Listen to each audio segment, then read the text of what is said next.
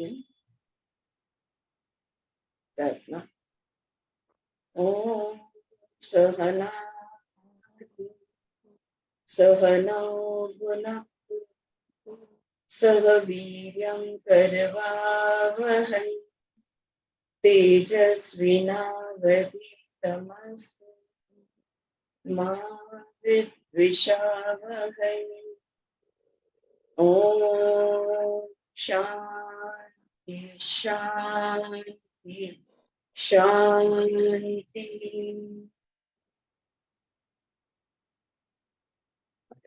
So we are on page number 235. तो बहुत सुंदर हमारी लास्ट जो बात हुई थी ना, बहुत सुंदर बात हुई थी कि अगर ब्रह्मांड का अनुभव, अगर साक्षात्कार, म्यूट करा प्लीज, म्यूट करा सगळ्यांना, बाकी मी करून टाकते. अगर ये बात हुई थी, होती है तुम्हारे साथ, तो क्या करना है, राइट? उसको एक स्मृति बना के नहीं रखना है. तो उस चीज की सजगता में रहना. वो जो ब्रह्मांड का अनुभव है, वो जो ब्रह्मांड की सजगता जिसको हम बोलेंगे, तो उसकी सजगता में रहना है. So when a person lives in that dimension of awareness, which is a non-personal phenomena, it is a cosmic energy, supramental energy, it is the supra intelligence, then all creatures, the moment they lay their eyes upon the person, they seek the proximity, they love, they adore, they respect. Not because that person has achieved something, but the person has had an opportunity for the revelation of the cosmic truth. तो ऐसे व्यक्ति के पास ना सब अपने आप खींचे चले आते हैं और उनसे प्यार होता है, मतलब दे लव, दे अडोर, रिस्पेक्ट करते हैं और नजदीक, मतलब सानिध्य में रहना चाहते हैं.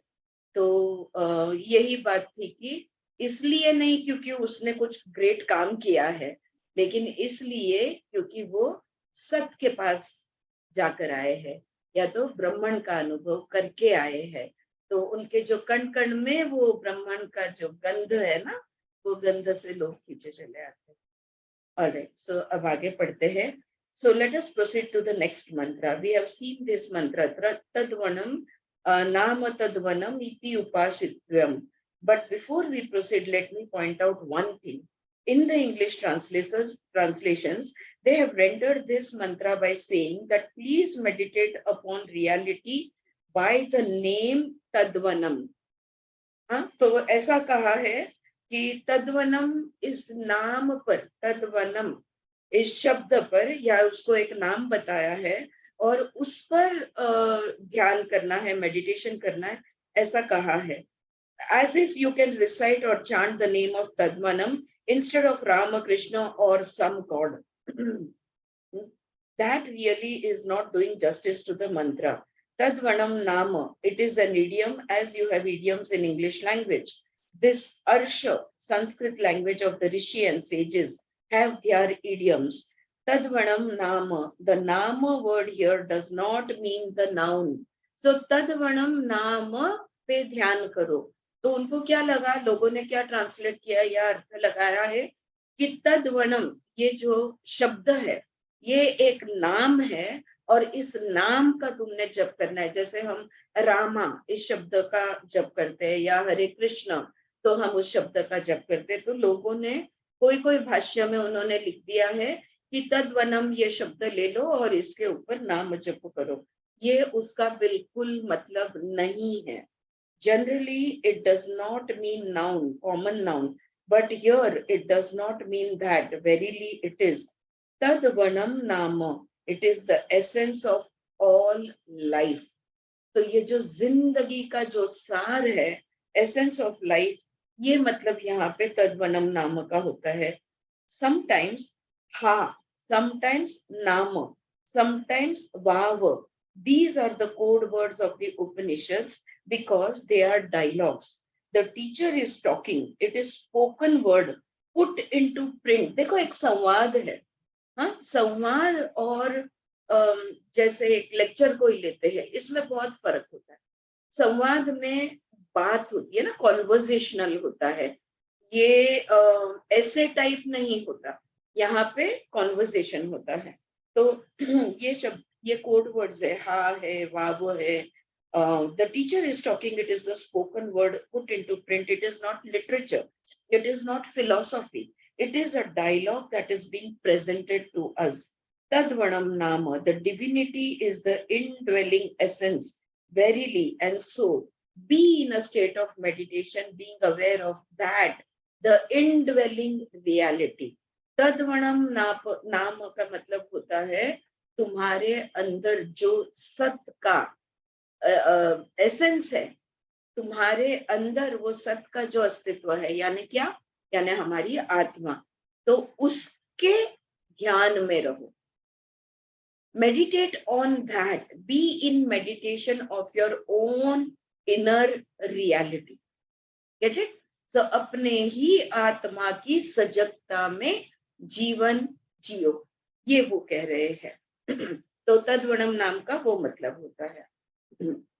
ऑलराइट, अब आगे बढ़ते हैं। Human mind can't accept effortlessness as a dimension. Okay, बोलते हैं ना सारे प्रयत्न छोड़ दो, लेकिन प्रयत्न नहीं, ये हमें मंजूरी नहीं। अगर हम कहते हैं ना भगवान मदद करेगा, तो भी हम बोलते हैं अगर खुद की मदद करोगे तो भगवान तुम्हें मदद करेगा, या if you help yourself God will help you. यानी हमारे लिए, मनुष्य जाति के लिए प्रयत्नहीन होना, प्रयत्नशील नहीं होना, ये हमारे लिए ऑलमोस्ट नामुमकिन है। या तो हमारा ब्रेन वो समझ नहीं पा रहा है कि कोई प्रयत्न नहीं करना ये भी एक हमारा कोश है, और हम उस कोश में जी सकते हैं, जहां पे तुम कुछ नहीं करते, हाँ, जहां पे तुम हर चीज को शून्य अवस्था में ले आते, वो एक हमारा डायमेंशन है। Now let us proceed to the next. Human mind is the same whether it was 5,000 years ago or it is at the end of the 20th century. So the student simply cannot accept that without your effort, without your doing anything, the revelation can take place in the limited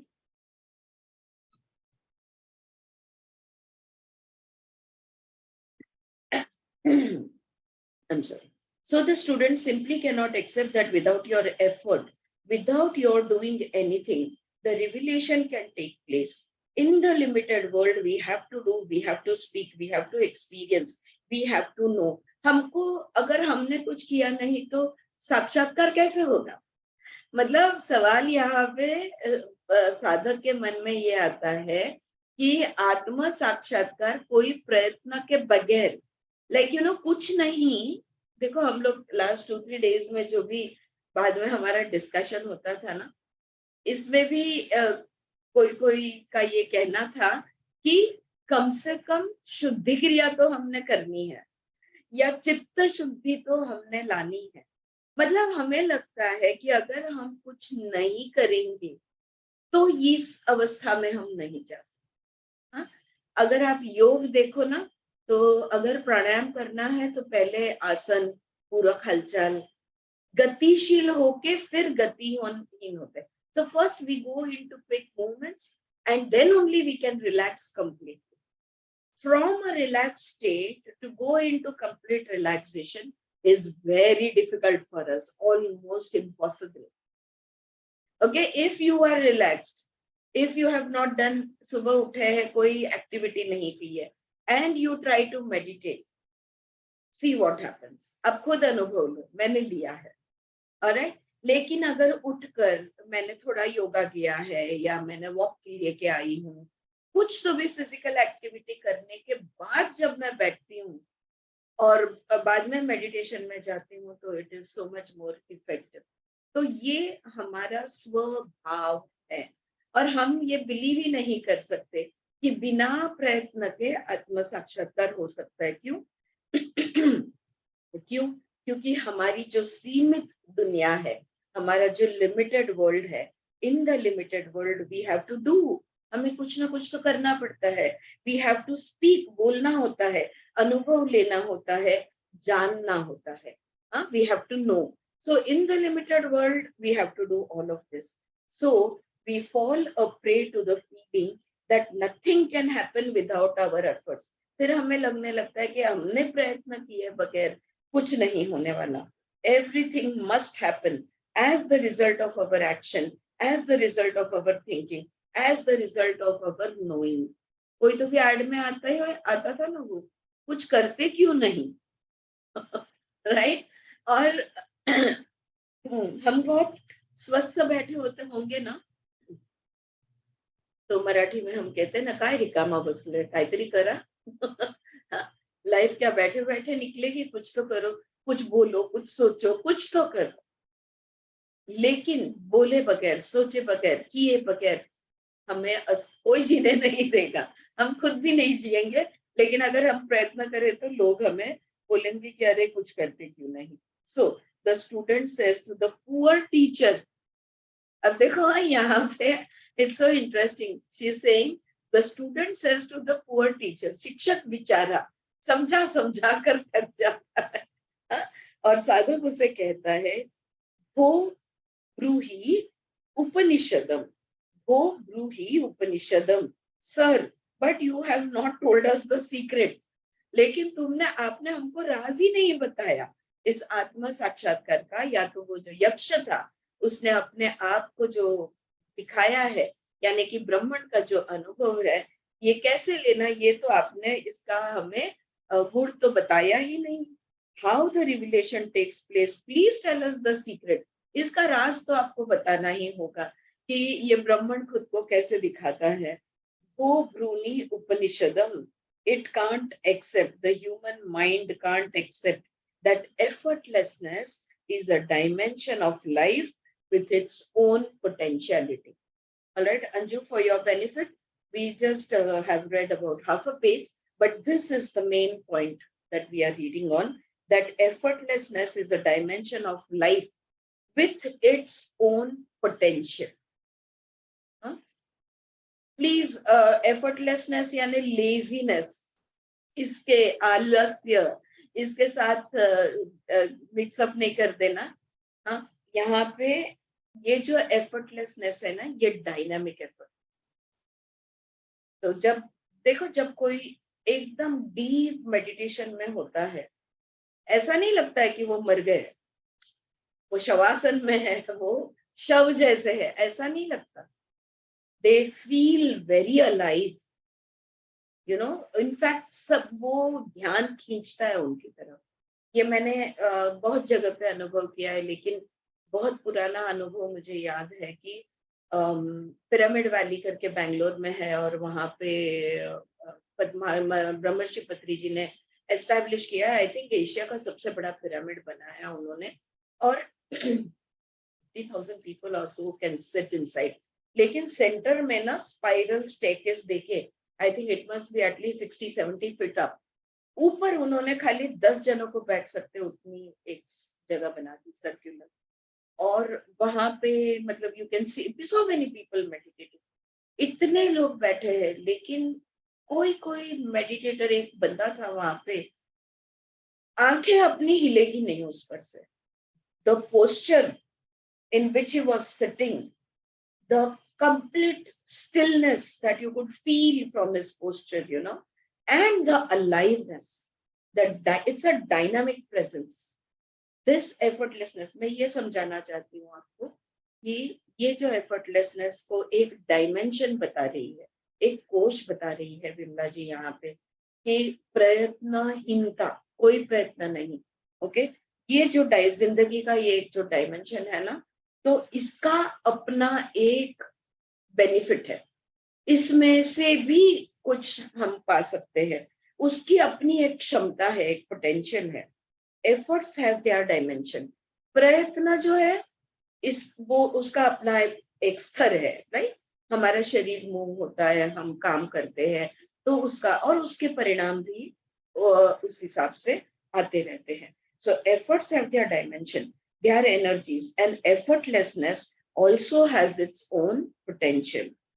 If motion, the movement, has some potential energy and dynamism, non-motion also has a dynamism of its own. यही बात मैंने अभी आपको समझाई कि अगर हम किसी को बहुत तेजी से दौड़ते हुए देखे, हाँ, कोई रनर है, या तो हम घोड़े को देखते हैं ना, देखते ही रह जाते हैं, क्योंकि उनका जो मोशन होता है, उनकी जो स्पीड होती है, उसकी जो पोटेंशियल एनर्जी है, ये हमें महसूस, और एक डायनामिज्म उनमें होता है जो हमें महसूस होता है, हम देखते ही रह जाते हैं। बिल्कुल उसी तरह जो बिल्कुल रुक गया है, कंप्लीट स्टिलनेस में चला गया है, ये भी डायनामिक होता है, और उससे भी हमारी नजर नहीं उठती। सो ही सेज, वो ब्रूनी उपनिषदम, sir please tell us the secret how that happens. ये कैसे होता है, ये स्थिरता, ये अचलता, ये stillness,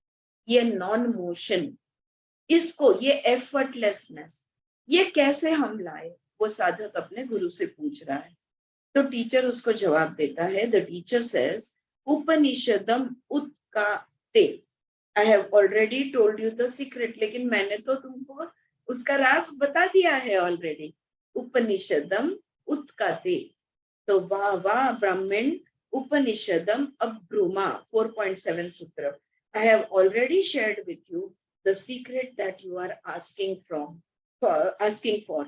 So this mantra, after having gone through all the three parts, now at the end of the fourth part, the pupil, he must have been very much influenced by what he had heard, and yet inwardly the craving and the yearning for doing something, acquire something, it must be the result of what I do, not the reward, but at least the result.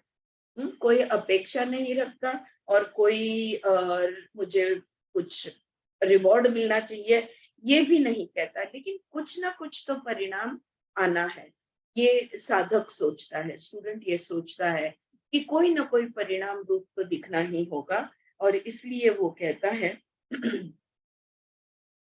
this pathetic condition of the human mind is also presented to us in the Upanishad. वो तीव्र इच्छा हो जाती है साधक के मन में कि बस मुझे समाधि में जाना, या मुझे आत्म साक्षात्कार करके ही रहूंगा। क्यों? Why only talk about normal human beings? Gautam Buddha वो तीव्र इच्छा के बगैर थोड़ी ना चल पड़े थे। वो तीव्र इच्छा थी कि उनमें, कि मैं जानना चाहता हूँ कि वो क्या डायमेंशन है, और ये जो दुनिया में जो दुख है, जो दर्द है, इससे छुटकारा कैसे मिले। और 12 साल तक वो ये आश्रम, वो गुरु, यहाँ वहां भटकते रहे, और बाद में सारे प्रयत्न करते रहे, अभ्यास करते रहे, प्रयत्न करते रहे, ये सब कर करके एक दिन उनको ध्यान में आ गया कि प्रयत्न करके कुछ नहीं होने वाला, और इसलिए वो कंप्लीट स्टिलनेस में चले गए। उन्होंने सारे प्रयत्न छोड़ दिए, बस एक जगह बैठ गए, आंख बंद कर ली, और सारा प्रयत्न उन्होंने उन्होंने and that was when he had his oneness का एक्सपीरियंस। तभी उन्होंने देखा कि हम सब कॉन्शियसनेस है, और ये कॉन्शियसनेस में कुछ 1 2 3 4 नहीं होता, सब कुछ एक ही होता है, right. So this is what he, so even so यहाँ पे ये मनुष्य का दिमाग ऐसा है कि वो सोचता है कि कुछ ना कुछ करूं, तो वो बच्चा जो है वो गुरु के पास, साधक जो है वो गुरु के पास बोल रहा है कि नहीं नहीं, आप इसको मुझे, हमें राज बता दो, इस चीज का राज बता दो। और गुरु कहते हैं मैंने ऑलरेडी बता तो दिया है तुमको, right, I have already told you the secret. What does the teacher imply by that? यहाँ पे I missed a sentence. They were human beings. The pathetic condition of the human mind is also presented to us in the Upanishad. They were human beings as you and I are. And when the teacher says, Te Ukta Upanishadam Brahmin, I have told you the secret about the divine, about the Brahman. I have already told you the secret. What does the teacher imply that? क्या कहना चाहते हैं ये गुरु जब वो कहते हैं कि मैंने तुम्हें ऑलरेडी राज बता दिया है?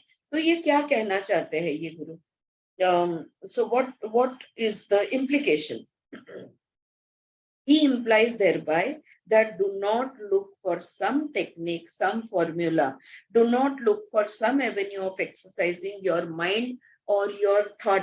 यहाँ पे वो गुरु याद दिला रहे हैं कि कोई टेक्निक मत ढूंढो, कोई फॉर्मूला नहीं है, कोई माध्यम नहीं है, कोई साधन नहीं, किसी भी मार्ग से तुम ब्रह्मांड तक नहीं पहुंच सकते। तुम प्रयत्न करोगे तो भी जब उसकी कृपा होगी तब ही तुम्हें उसका दर्शन होगा, उसके पहले not without his grace you will not find the result. Okay, so the irrelevance of thought movement, irrelevance of mental movement is emphasized negatively by the teacher. Utkate Upanishadam Brahman. I have already told you the secret about the divinity. मैंने ये ब्रह्मण क्या है ये तो मैंने already तुम्हें समझा दिया है। वाव उक्त ते उपनिषदम अब्रूम। Second time, I have really, verily, factually, I have shared with you the secret. फिर से गुरु कहते हैं कि अरे मैंने तो बिल्कुल तुम्हें इसका जो राज है, इसका जो गुण है, ये ब्रह्मण जो है, इसका मैंने तुम्हें राज बता दिया है। राइट, ये वो गुरु से लास्ट सेंटेंस में जवाब देते हैं। अब on the biological front, look my friends, we are multi-dimensional creatures, है ना। हम अलग अलग स्तर पे जीते हैं, सही बात है, यूनिडायमेंशनल नहीं है, मल्टी डायमेंशनल है। हमारे शारीरिक स्तर है, हमारा मन एक स्तर है, हमारी भावनाएं, हमारी बुद्धि अनेक स्तर है हमारे। सो we are multi-dimensional creatures. We the human beings are not one dimensional creatures, and we had seen in the third part of the Upanishad how there are autonomous systems at each layers of our being. Each is a dimension. हमने पंचकोश देखा, हर एक कोश अपने आप में परिपूर्ण है। ये हमने देखा, कॉन्सेंट्रिक सर्कल्स की हमारी बात हुई थी, याद है ना। Right, so each is a dimension. Biological aspect of our life is a dimension. It has its autonomous system. It has its energies of instincts and impulses. ये मनुष्य शरीर हमने लिया है ना, तो ये मनुष्य शरीर में जैसे कोई भी आप फोन ले लो, उसमें कोई कोई इनबिल्ट एप्स आते हैं, तो हमारी जो संवेदनाएं है, जो इंस्टिंक्ट्स है और इम्पल्सेस है, ये हमारे इनबिल्ट एप्स है। Okay, we have a psychological dimension and it has, तो हमारे शरीर के अंदर इंस्टिंक्टिव पावर है। का क्या मतलब हुआ, अगर कोई चीज तुम्हारे पास आती है, कोई फेंकी जाती है, तो तुम क्या करते हो, डक करते हो कि नहीं, सोचने नहीं बैठते। So that is the instinct that we are talking about. Impulsive is जब हम पता नहीं जा रहे होते इस तरफ और क्या दिमाग में आता है, हम दूसरी तरफ मुड़ जाते हैं। और यहाँ पे जैसे हम एक्सीडेंट्स के केस में सुनते हैं ना कि अरे मेरी फ्लाइट, मैं उसी फ्लाइट से जाने वाली थी या उसी बस या ट्रेन से जाने वाला था और मैंने लास्ट मिनट मेरा माइंड चेंज कर दिया।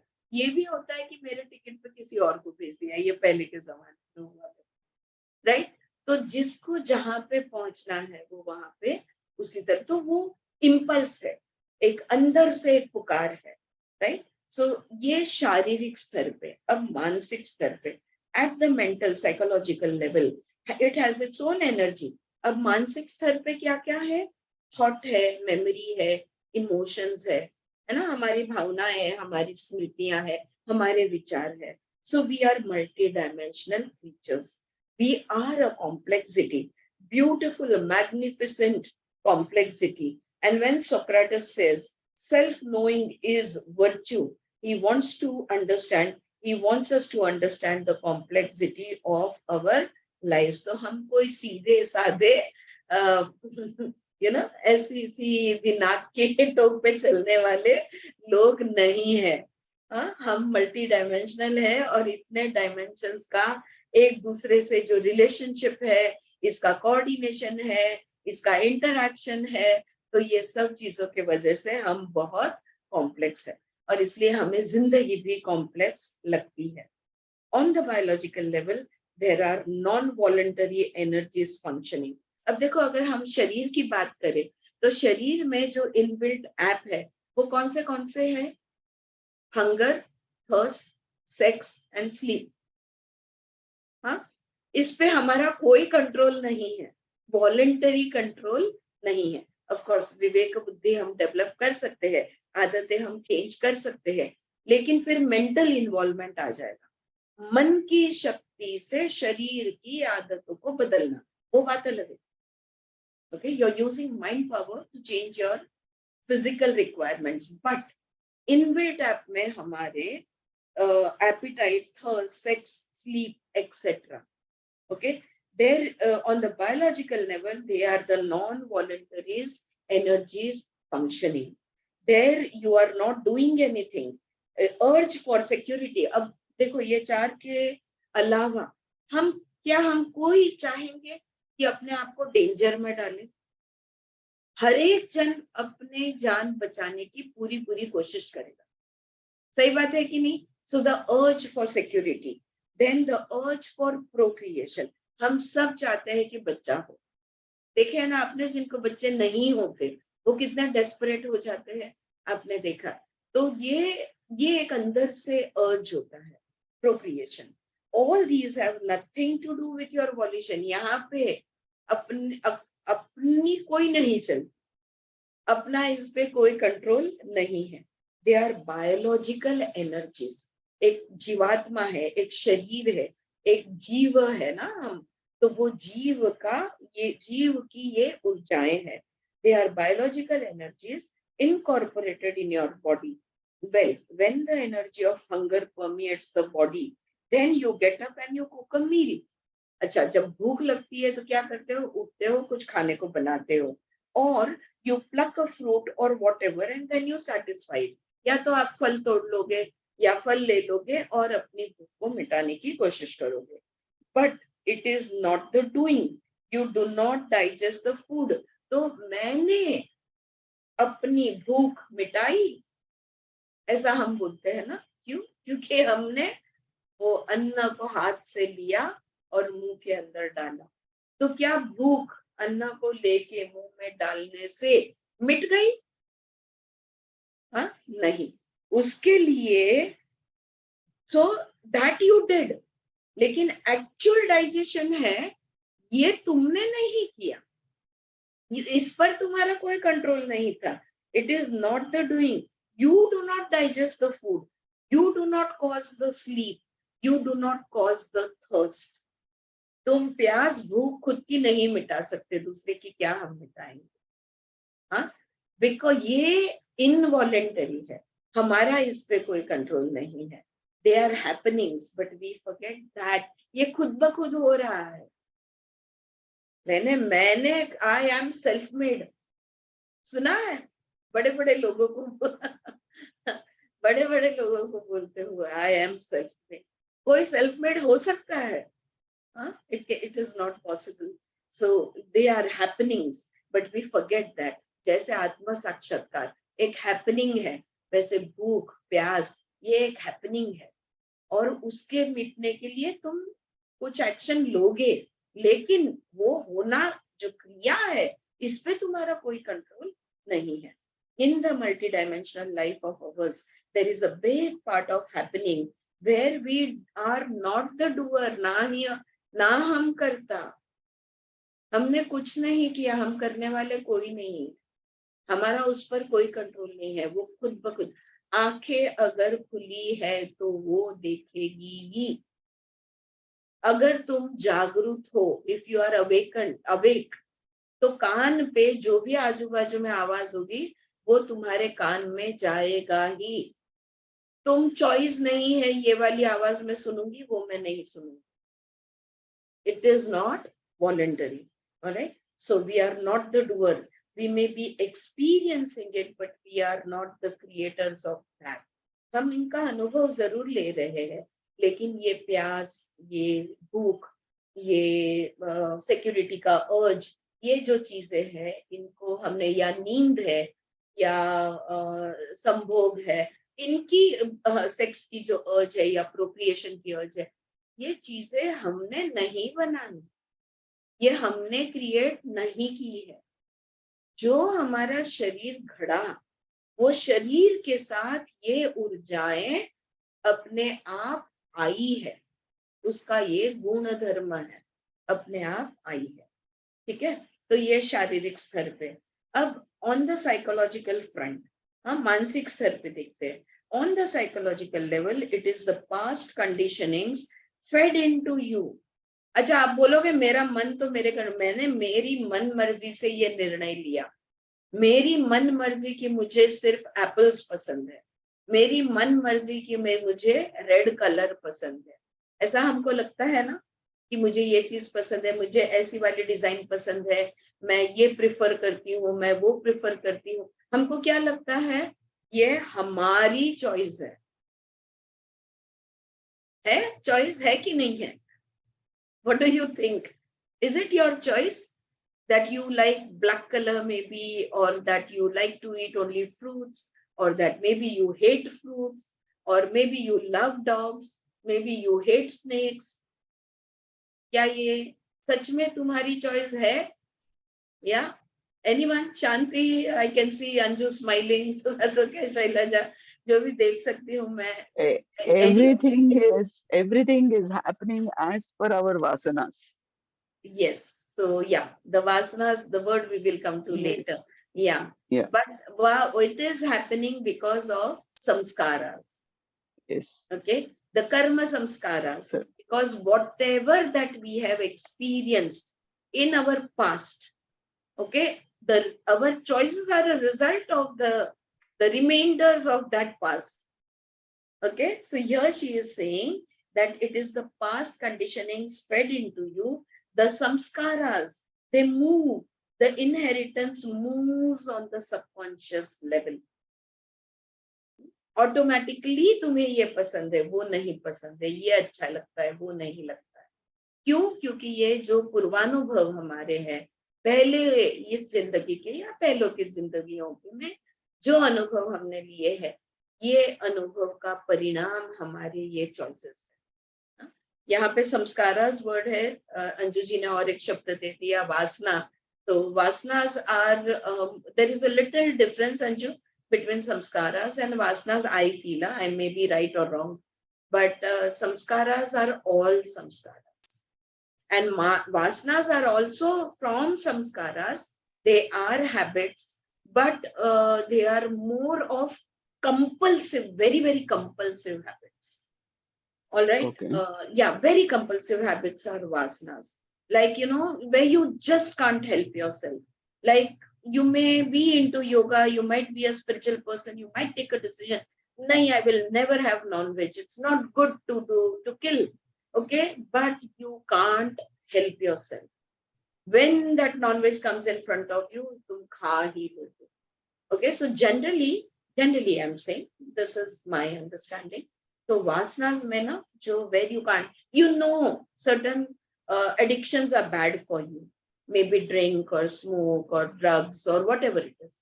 You know all of that. You understand all of that, but you can't help yourself. You will still pick up a glass of alcohol, Alcohol. or you will still pick up that cigarette or whatever it is. So these are more of vasanas. But yeah, they are very similar, I believe. But samskaras are all samskaras. And I feel that vasanas are very difficult to overcome because they are very deep rooted in our subconscious. But samskaras, the groove is very very deep. Absolutely. In a vasana. Yeah, but samskaras you can keep changing. They keep changing. Okay. They are not so difficult. Huh? You become aware of that, you can do away with that particular samskara.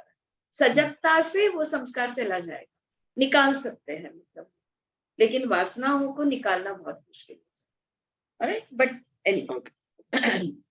So the inheritance moves on the subconscious level. Your acquired knowledge and cultivated talents and assimilated excellences, they operate on the conscious level, and the conditions of the whole human race, they are lying dormant at the unconscious level. तो जो मनुष्य प्रजाति का अनुभव जो है, all the whole human race का जो एक्सपीरियंस है, ये हमारे अनकॉन्शियस में होता है. कलेक्टिव कॉन्शियसनेस, कलेक्टिव नॉलेज जो है, ये हमारे अनकॉन्शियस में होता है. और जो ज्ञान हमने प्राप्त किया या हमने प्रैक्टिस कर करके कोई टैलेंट सीखा है, जैसे डांस या म्यूजिक या ड्राइंग, जो भी कुछ होगा, right? So cultivated talents and assimilated excellences, तो ये जो चीजें है ना, ये हमारी कॉन्शियस में होता है, लेकिन जो collective experience of the human race है, ये हमारे अनकॉन्शियस में होता है. There too it is a multi dimensional thing. और जैसे हमारे कॉन्शियस के अलग अलग स्तर है, वैसे अनकॉन्शियस में भी अलग अलग स्तर है. कॉन्शियस में हमारे फिजिकल है, मेंटल है, इमोशनल है, इंटेलेक्चुअल है, बस वैसे ही अनकॉन्शियस में भी है. So there too it is multi dimensional thing. So when you say, तो जब तुम ये कहते हो आई थिंक, मुझे लगता है कि, मैं ये सोचता हूं कि, ओके. सो जब तुम कहते हो I think, when we say I think, we don't realise that thought is a reaction of the memory and thinking. तुम सोचते हो, यानी तुम्हारे पास जो स्मृतियां है, जो ज्ञान है, जो विचार है, उसको लेकर तुम सोचते हो. तुम्हारा सोचना जो है वो उसमें से निकलता है, स्मृतियों में से, उस ज्ञान में से, राइट? सो व्हेन यू से I think, when we say I think, we don't realise that thought is a reaction of the memory, and thinking is a movement that goes on in the known with the help of the known, and the circumference of knowledge is there, however wide may be the horizons of your thinking.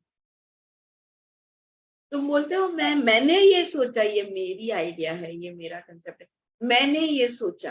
तो ये सोचना कहाँ से आ रहा? सोचने के लिए स्मृति का आधार चाहिए. Are you getting my point?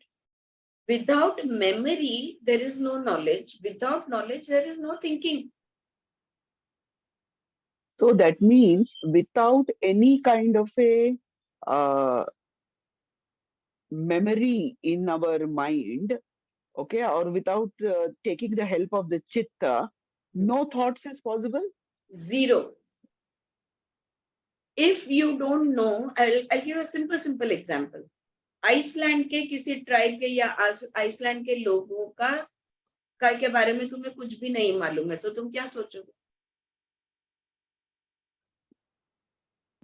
हवाई ट्राइब को कभी तुमने ना देखा है, ना सुना है, ना पता है कैसे दिखते हैं, क्या उनके बारे में तुम क्या सोचोगे? What can you think about?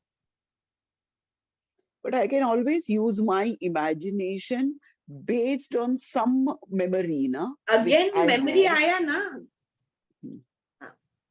Without memory, there cannot be thinking. Patanjali calls it a vritti. Patanjali, Maharishi Patanjali calls smruti a vritti, which can be klishta, aklishta. But Upanishad uses the word vritti for thoughts also. Yes, movement. Any movement is vritti. Acha. Thoughts are also movement, right? Without memory, there can be no movement. Okay? You have no knowledge. You have never read, never heard about a country called Burma. What are you going to think? Without, if you have read or heard about it, if you have got some information about it, it gets stored in your subconscious, in your memory, and then you can think about it. So without memories, there will be no thoughts. So objectless awareness or thoughtlessness can happen only when we empty ourselves, right? Correct. Absolutely. So what do we mean when we say empty ourselves? वो memory को wipe off कर. Wipe out करो. So see now, human मनुष्य जो है ना, memory के बगैर हम कैसे जिएंगे? गजनी हो जाएंगे. हाँ, मैं कौन हूँ, कहाँ हूँ, कब आई, कब गई, कब खाना है, नहीं खाना, कुछ पता नहीं चलेगा. वो प्राणियों जैसे फिर हो जाएंगे. So memory is important, but use the memory. At present, memory is using us. यादें जो है हमारा माइंड खुद ब खुद सबकॉन्शियस में से ऊपर फेंकते रहता है। बहुत अच्छा मूड चल रहा है, अचानक कुछ एक चीज ऊपर आ जाती है और पूरा मूड बिगड़ जाता है। So memories, why did that particular thing came up? Because you gave it some importance, you have an emotion attached to it. Those experiences, that knowledge which has an emotion attached to it, it is more deep rooted. Any experience can become a deep rooted memory if there is an emotion attached to it.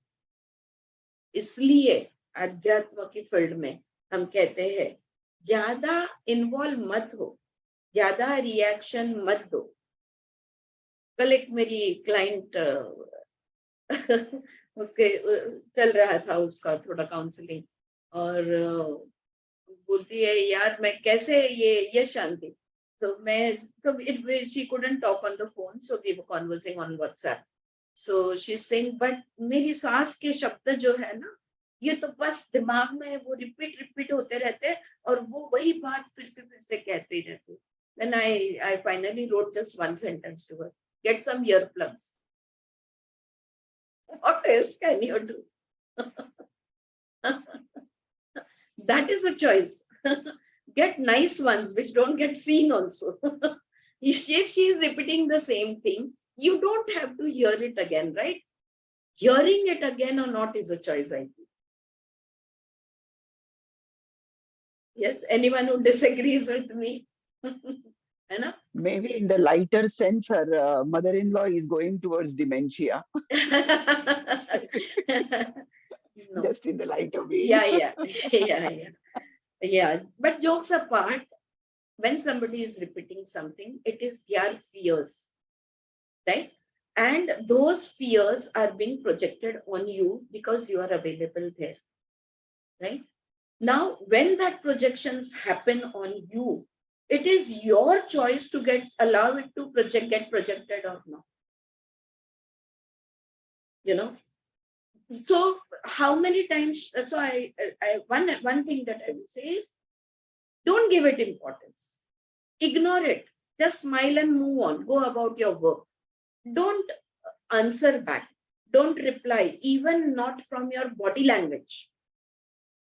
Because हमारे thought से हमारे body की energy change होती है।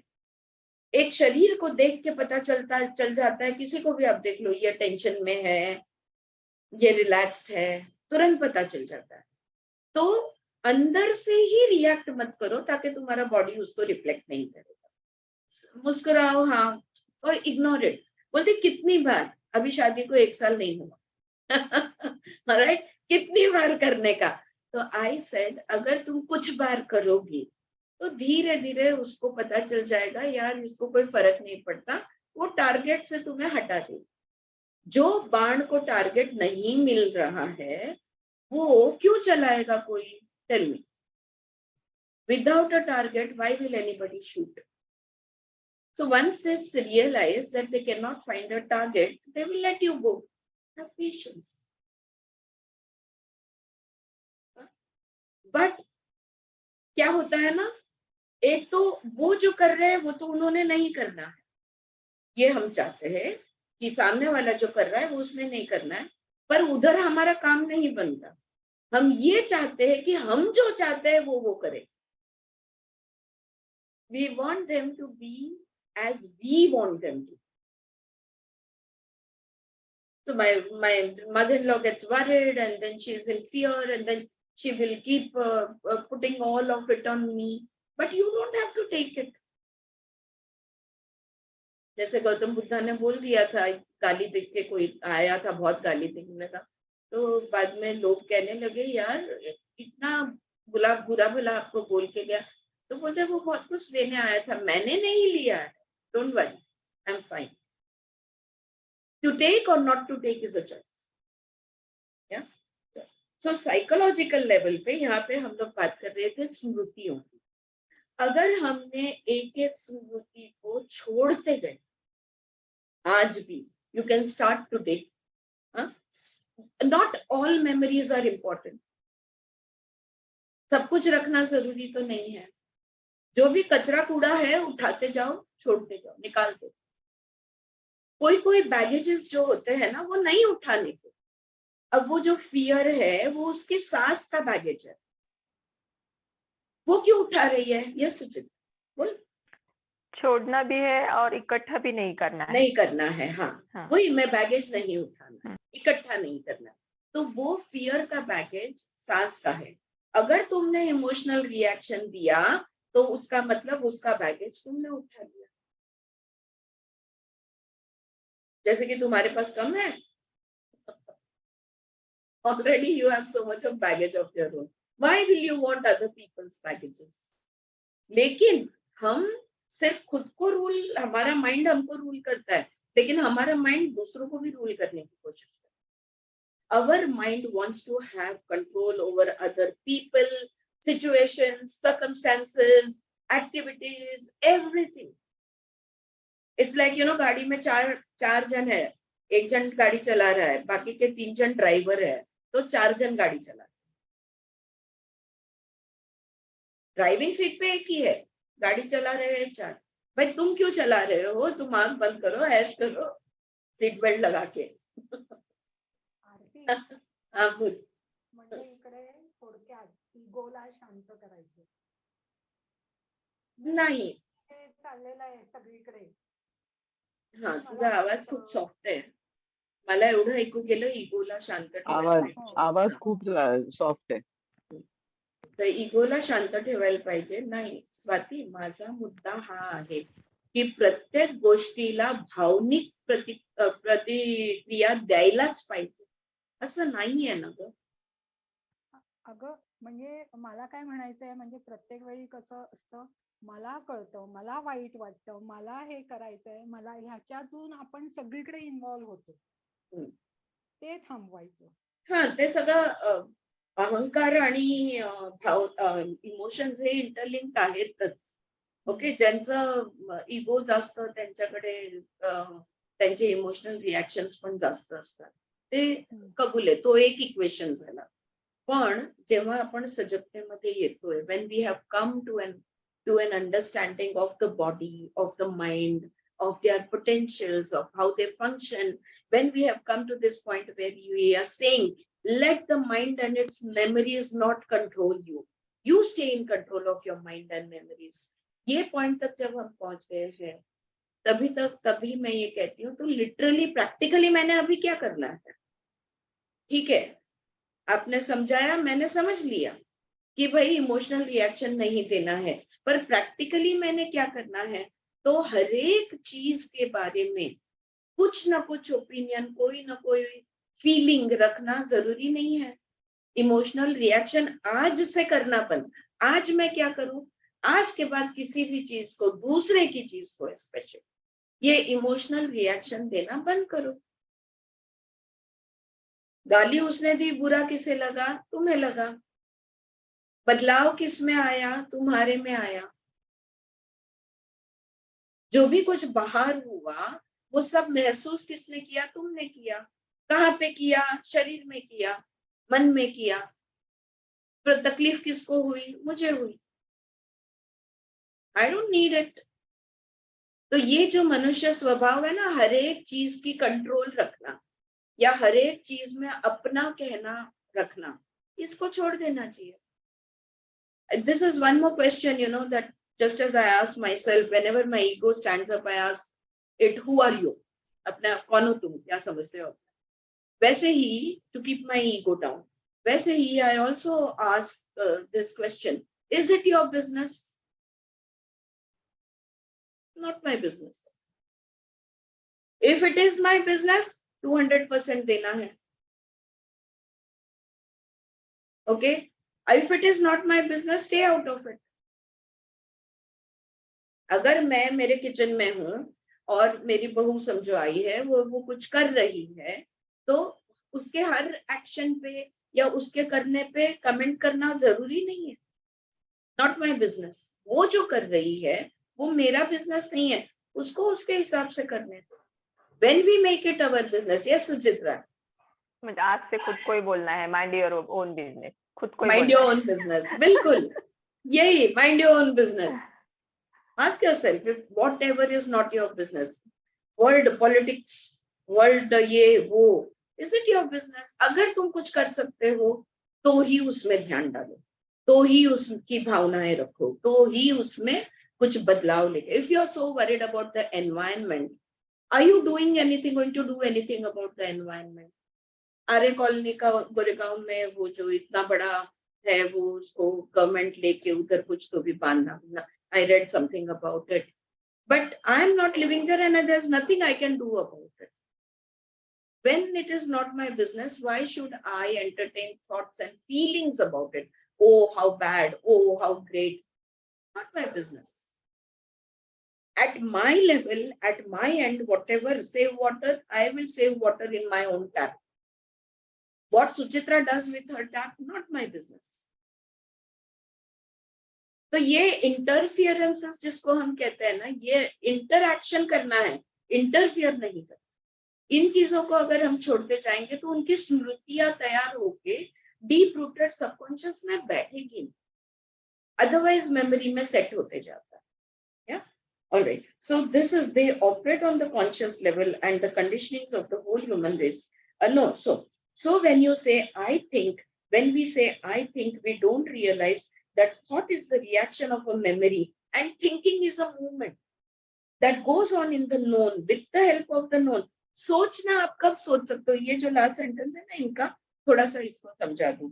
Thinking is a movement that goes on in the known with the help of the known, and the circumference of knowledge is there, however wide may be the horizons of your thinking. बड़ी दूर के तुम सोचते होंगे, फिर भी सीमाएं तो है, लिमिटेशन है ना. कोई नजदीक का सोचता है, कोई दूर का सोचता है. कितना भी आपका क्षेत्र बड़ा क्यों ना हो, लेकिन वो सीमाएं है, और जो है उसी के बारे में तुम सोच सकते हो, of the known, right. So with the, और अगर उस जो है उसके बारे में सोचना है तो जो है उसी का आधार लेना पड़ेगा. So you take the help of the known to think about the known, however big the circumference it is still in the current situation. Yeah. So it is a movement which goes on in the known. So it is conscious. What we mean to say is it is in the chitta, jagruta avastha, not outside the jagruta avastha. So there is also happening, your thinking, your feelings, your reactions, they are the movement of the past operating through you. जो भी मेरे पूर्व कर्म रहेंगे, पहले मैंने जो भी कुछ किया है, मेरे अनेक जिंदगियों में, अनेक लाइफ टाइम्स में मैंने जो भी कुछ किया है, आज मैं उसका परिणाम जी रही हूं. तो आज मैं जो भी कुछ हूं, मानसिक, शारीरिक, भावनिक, बौद्धिक, हर स्तर पे, वो मेरे अतीत का परिणाम है. I am living the life of a consequence. That is what we call as destiny. What you do with the consequence is your free will. और उसके हिसाब से आगे होगा. So there is also happening, your thinking, your feeling, your reactions, they are the movement of the past operating through you. One doesn't like to see that. अच्छा नहीं लगता ये सुनने में. One feels I have my mind. क्या कह रहे हो? मैं मेरे सिचुएशन के कंप्लीट कंट्रोल में हूँ, मेरे पास मेरा मन है, एंड आई नो, और मैं जानती हूँ, एंड आई फील, मुझे पता है, and these are my likes and dislikes. देखो ये सही है, ये गलत है, ये अच्छा है, ये बुरा है. इट इज माय एंगर, ये गुस्सा मेरा है. माय लस्ट, ये मेरा है. फियर, माय फियर, ये डर भी मेरा है. My पेटिनेस, etcetera. They are only cerebral neurochemical ways of behavior fed into the human organism. It is a product of collective movement. Collective consciousness में ये चीजें होती है जो हमें महसूस होती है. अगर दो जन, अगर समझो एक मेला है और मेले में अगर 4 जन डर जाते हैं, क्या लगता है और 40 जन भी डरेंगे या नहीं डरेंगे? Are you getting my point? If there is a gathering and suddenly three or four people go into fear, or they show the reaction of fear, Don't you think everybody else around them are also going to feel that fear? They themselves will go into fear without knowing what made these 4 people go into fear. That is the collective fear, collective greed. एक पूरा का पूरा देश consumption, United States of America, YouTube पे बोल रही हूँ, but consumption, they are a people of consumption. पूरा एक कोई गरीब देश पूरा जितना खाता होगा उन लोग उतना एक दिन में कंज्यूम करते. ये सारे statistics, it's all available on, right? So it is a collective thing. My point is, I'm not talking about America, or I'm talking about that collectively as human race we become like that. It's a collective consciousness. West is west, east is east. यहाँ पे east पे तुम आओगे तो spirituality बहुत high है, waste में जाओगे तो वहां पे मटीरियलिज्म बहुत हाई है. तो वो मटीरियलिस्टिक बन गए, हम स्पिरिचुअलिस्टिक बन गए. ये कैसे हुआ? सबके सब ऐसे कैसे? ज्यादातर लोग ऐसे कैसे? 90% people. Why are they like that? This is the collective consciousness. So it is a product of collective movement. So it is also happening. We do not realize it unless we observe. 4 चौघांसारखंच तुम्ही वागणार, लक्षात पण येत नाही. एका एरियामध्ये एका धर्माचे, एका पंथाची लोक एक सारखी का वागतात? गुजराती ऐसे, मारवाड़ी वैसे, पंजाबी ऐसे, ये स्टेटमेंट्स हम क्यों डाल सकते हैं? और वो सच भी होते हैं. Collective consciousness. So it is not, you are not doing it. Choice है क्या? चॉइस है. हाँ चारू जी. हम लोग छोटे थे ना तो यूं चिल्लाते थे ए करके आकाश में से. तो बहुत सारे आजू बाजू जो रहे वो सब देखते थे. कलेक्टिव कॉन्शियसनेस, बराबर है. सबका ध्यान गया उधर, उनको पता भी नहीं आप क्या दिखा रहे हो, लेकिन देखने लग जाते थे. हाँ, right. So this is what it is, a product of collective movement. So it is a happening. लेकिन we don't realize it unless we observe. मैं ऐसी क्यों हूँ, और मेरे घर वाले, मेरी जो भी कम्युनिटी रहेगी या मेरी जो एरिया रहेगी, नासिक के लोग ऐसे, पुणे के लोग वैसे, बम्बई के लोग ऐसे, लखनऊ के लोग वैसे. How did that happen? That is what we are talking about. So हमारे हाथ में नहीं है.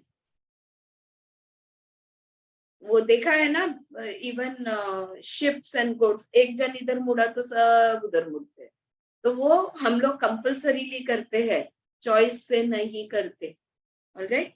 एक जोनाथन लिविंगस्टन सीगल निकलता है और फिर वो कुछ अलग कर जाता है. लेकिन जनरली सब ऐसे जाते हैं, right. So it is also happening. We do not realize it unless we observe. We learn to observe, and we observe how for most of the day in our daily living the happenings are taking place much more than our doings. मेरे साथ आज दिन भर में क्या क्या हुआ और मैंने आज दिन भर में क्या क्या किया, दो अलग सवाल है. ज्यादातर हुआ होता है, करते हम बहुत कम है. There is a lot of happening and very little doing.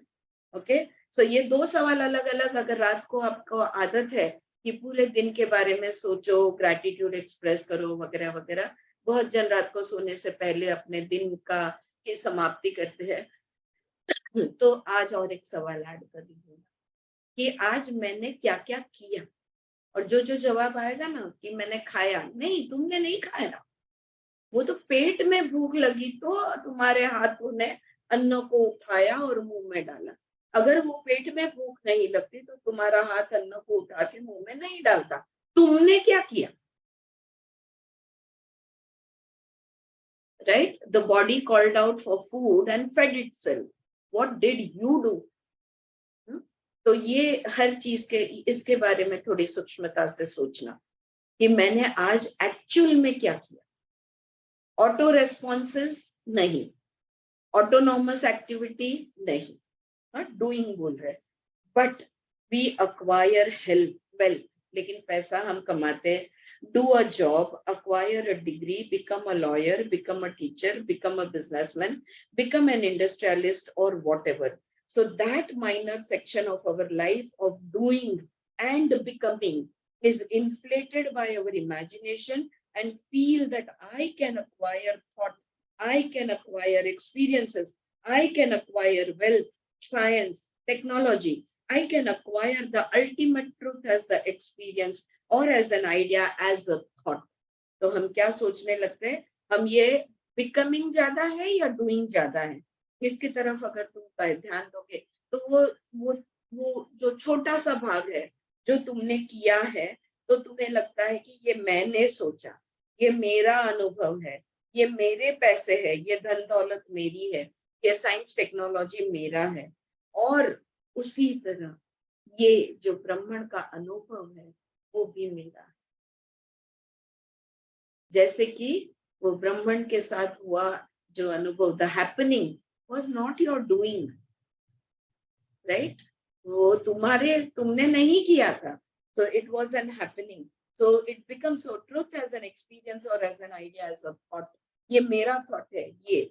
So the rishi says that can't be, और यहाँ गुरु शिष्य को कह रहे तुम्हारा कुछ भी नहीं है, मैं क्या कर सकता हूँ, राज ये है कि कुछ मत करो, क्योंकि तुम कुछ करने जैसा नहीं, जो भी है वो अपने आप खुद ब खुद हो रहा है। एक्चुअली देखा जाए, actually you know when you go very very deep into life, okay, and I have really attempted this myself, when you go very deep and think about any aspect of your life, it is all happening, हमारा contribution to it नहीं के बराबर है, almost zero होता है। फिर जिंदगी में अगर मैं जो जिंदगी कर रही है सही कर रही है, और अगर जिंदगी को वो जो कर रही है वो अगर सही कर रही है, तो सब कुछ अच्छा होना चाहिए, हाँ या ना, है ना। जो अगर सही हो रहा है तो परिणाम भी तो सही होना चाहिए। फिर परिणाम क्यों हमें सही नहीं, क्योंकि जिंदगी जो कर रही है ना उसमें हम बाधाएं डालते हैं।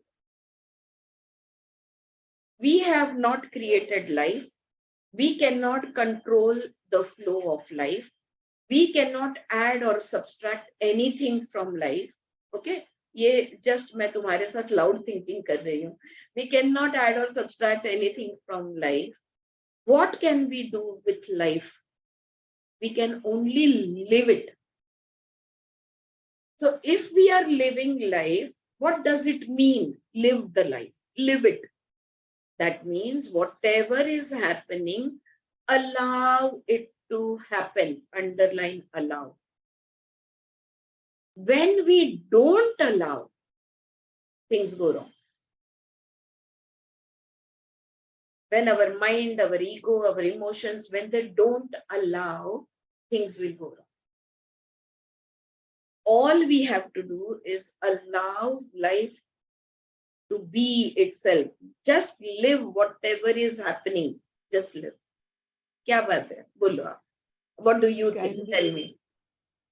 Yes. Can we say allowing is equal to surrendering? Yes. Not interfering is allowing. You can say surrendering. Or you can even say to stay in acceptance. So that's a state. To stay in acceptance is a state, because of which the allowing will happen. And surrendering, Okay, when we say surrendering, there is a small little thing that comes with it. It's conscious. Surrendering is consciously done. It's not subconscious or unconscious. It's a conscious thing that we do when we surrender to life. I'm talking about higher consciousness surrenderance I'm talking about. क्या लगता है? What I am saying, मैं जो कह रही हूँ सही है? क्या आप सहमत हो? या life will become more easy if we try to practice this? Yes, definitely. Definitely, no? Because you are just allowing something to be, you're not interfering with. सोचो थोड़ी और देर, और अगर ऑब्जेक्शन हो या ना पटता हो तो जरूर से चर्चा करेंगे हम इस पे। अभी भी आप कुछ कहना चाहते हो तो कह सकते, या otherwise I will just read on. But so that minor section of our life of doing and becoming is inflated by our imagination, and we feel that I can acquire thought, I can acquire experiences, I can acquire wealth, science and technology, I can acquire the ultimate truth as an experience, as an idea, as a thought, and the Rishi says that can't be. It is the source of your life, it is the substance of your life. The most that you can happen, the most that can happen is the awareness awakened by the relaxation of silence. जब हम शांत हो जाएंगे, मौन हो जाएंगे, जो हो रहा है होने दो, और बिल्कुल रिलैक्स हो जाएंगे, तो हमने कुछ किया, ये हम कह सकते, वरना सब हो रहा है, हम कुछ नहीं करते. Right? I will read that sentence again. The most that can happen is the awareness. ज्यादा से ज्यादा अगर हम कुछ ला सकते हैं लाइफ में, कुछ अगर हमारा कंट्रीब्यूशन है, तो वो है सजगता लाना, अवेयरनेस में आना, जागरूक होना, बस उतना ही कर सकते. वो भी जागृति आती है तो awareness which is awakened by the relaxation of silence. Right? So he says, तो ऋषि कहते हैं, my dear son, बच्चे मेरे, you asked me to tell you about the Upanishad, the secret. तुम मुझे उपनिषद के बारे में पूछ रहे हो, राज तुम मुझे पूछ रहे हो. I have really already told you about the secret truth of life. Really speaking, when the teacher says that being in a state of meditation, it results in the proximity to the divine, no question should arise. कह दिया ना मैंने तुम्हें, अगर तुम्हें ब्रह्मण के निकट जाना है तो सारे प्रयत्न छोड़ दो. शरीर, श्वास, मन, हर एक चीज को बिल्कुल रिलैक्स कर दो. Nothing to do, nowhere to go, ये एक हमारे पीएलआर का एक बहुत स्टैंडर्ड स्टेटमेंट है. Go into that state, nothing to do, nowhere to go. बिल्कुल रिलैक्स हो जाओ, कुछ नहीं करना है. ये तो मैंने बता दिया तो जिंदगी का राज आप जान जाओगे. यही तो जिंदगी का राज है. गुरु कह रहे हैं कि ये मैंने बता दिया, कुछ नहीं करना है यानी सो जाना है, मर जाना है, नहीं.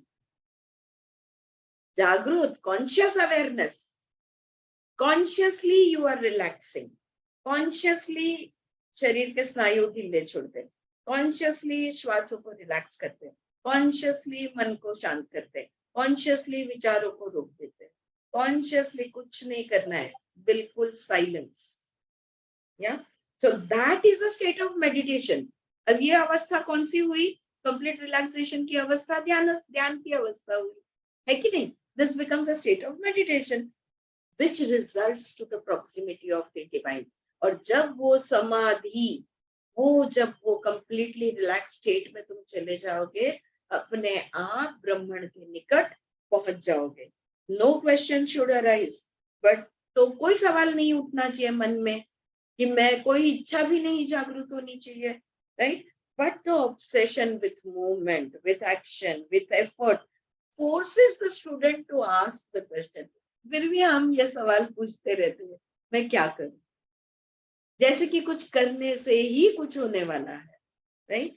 तो क्यों? क्योंकि हमको गतिशीलता, हमें गति से बहुत लगाव है. गति हमारा अस्तित्व है. गति के बगैर कुछ है नहीं. Everything is a movement. There is nothing in our body which stands still even for the split of a second. Everything is in constant motion. So many activities. हमारा बॉडी यानी एक बड़ा फैक्ट्री है. इतने फ्लोर्स पे, इतने levels पे इतना कुछ करते रहता है, right?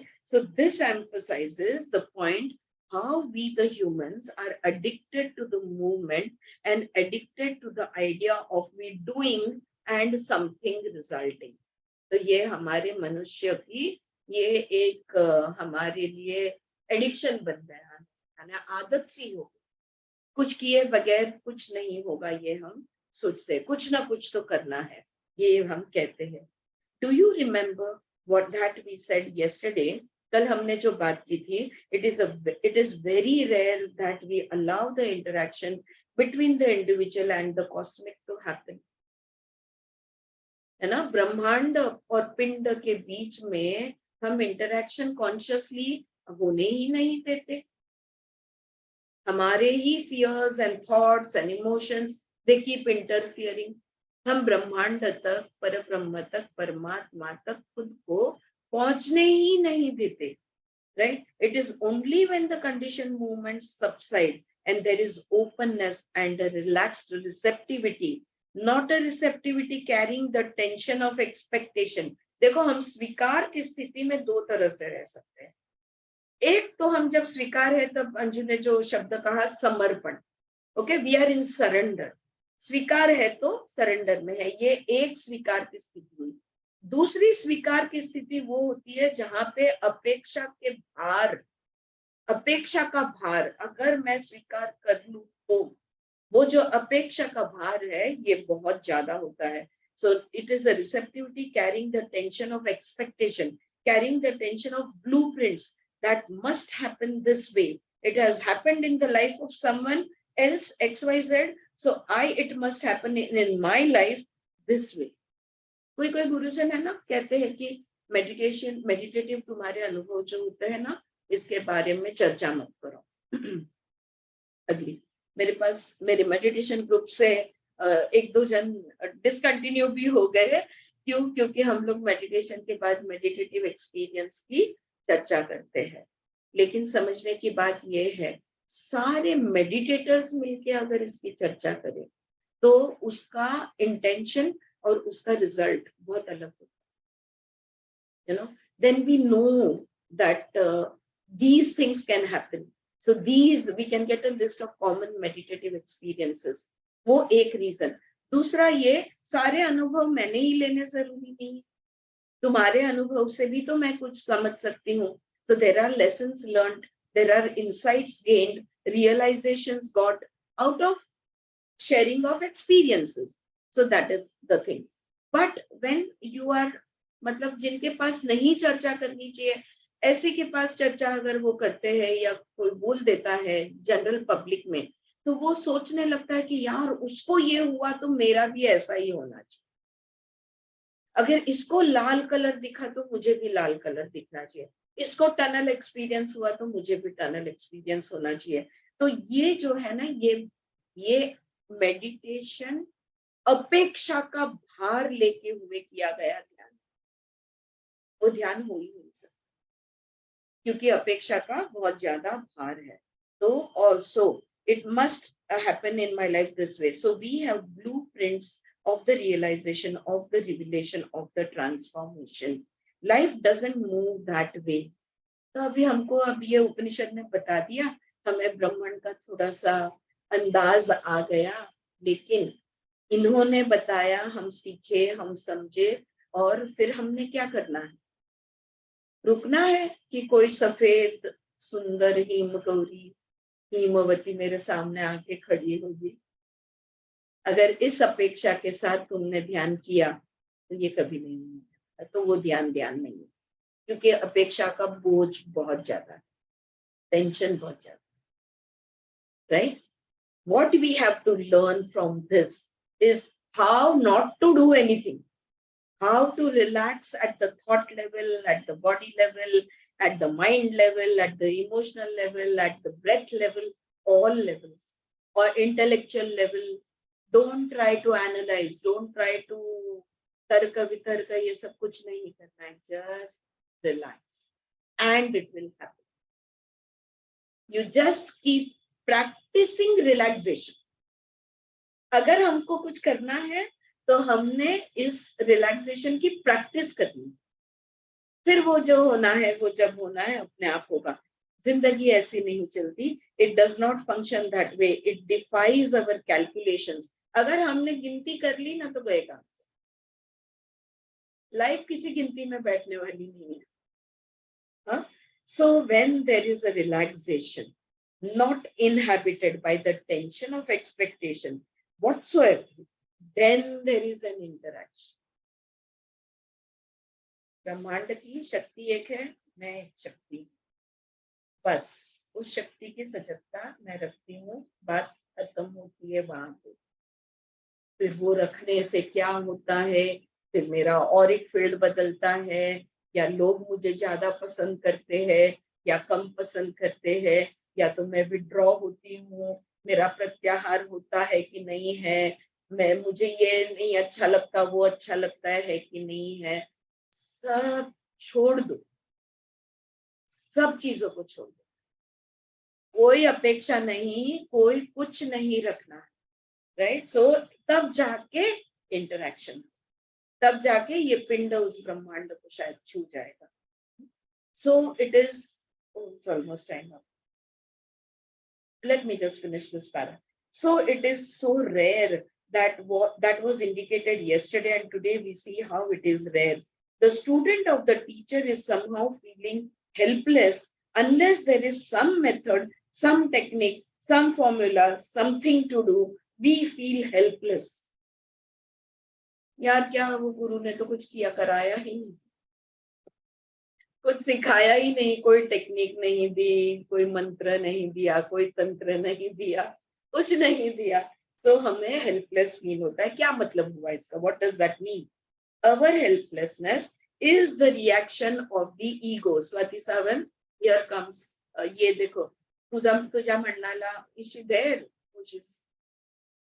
No, she looks like disappeared. Anyway, so what she was saying, no? So it is ego. Yes, it is ego. So what does that mean? Our helplessness is the reaction of the ego. Ego. I have done so much on the material level, on the psychological level, on the intellectual level. मैंने इतनी साधना की है, मैंने इतने courses किए हैं, मैंने इतनी किताबें लिखी है, मैंने इतना सोचा है, चिंतन मनन किया है.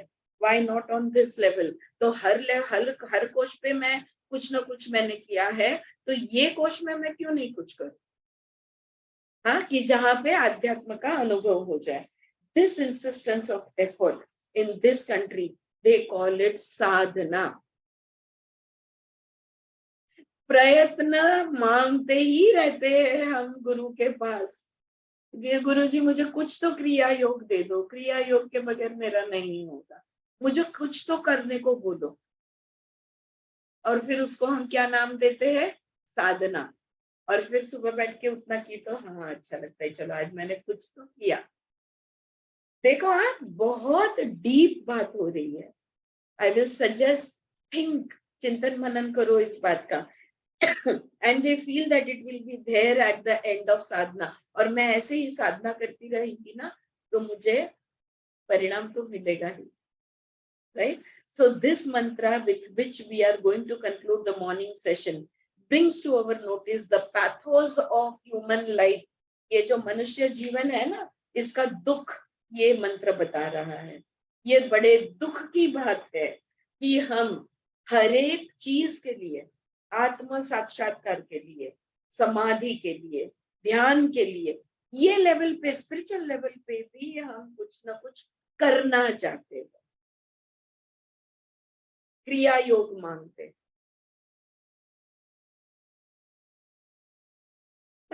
We'll stop over here. यहाँ पे हम रुकते हैं and we will continue. Thank you so much.